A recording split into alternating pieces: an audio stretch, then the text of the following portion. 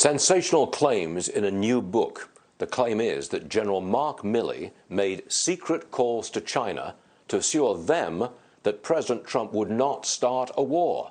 Some are now calling for his immediate resignation. Congressman Andy Biggs, Republican from the state of Arizona, joins us now.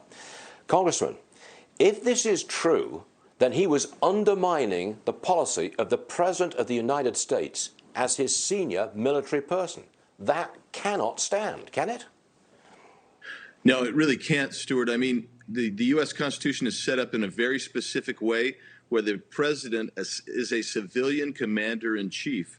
Milley is required to obey every lawful order, and he's also required to be loyal to those policies of this commander-in-chief. If he was doing that, I think the precedent was set with Harry Truman and Douglas MacArthur, where Truman fired MacArthur because he felt that MacArthur was undermining his foreign policy initiatives. And that should happen here. Biden should fire him. If he has honor, I think General Milley should resign. At the end of the day, do you think we will get resignations from General Milley and from Mr. Blinken, Secretary of State, and maybe even from the Defense Secretary? At the end of the day, do you expect to see resignations at that level?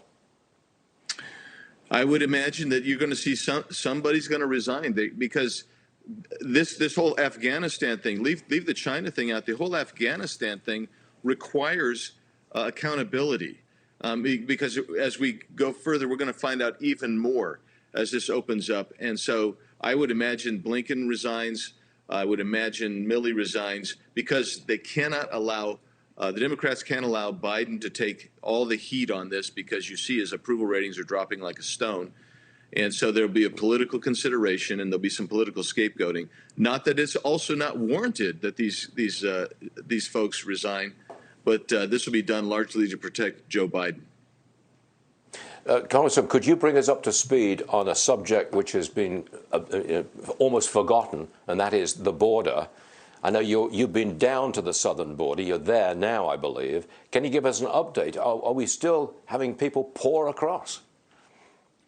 Yes, Stuart, you have. I'm taking several Congress with me down today, beginning for a multiple-day tour again. But here's what's happening. Between known gotaways, unknown gotaways, and the people we are apprehending, you're averaging just under 10,000 a day.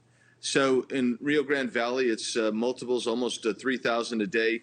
The rest of the border, you're getting somewhere north of 6,000 between all other areas. And the reality is this is happening. There's no real vetting of these folks. They do the best they can. But if you don't know what somebody's criminal record is in let's say, El Salvador, and we don't have anything on them here, they're going to let them in. The catch and release program's going. There's COVID coming in. There's other communicable diseases coming through. You've got indentured servitude resulting here as the cartels control that border. And it's an open border. It continues, Stuart. And nothing's being done. But nothing's being done. That's extraordinary. Right. Nothing is being done. Almost 10,000 a day coming across. Just extraordinary.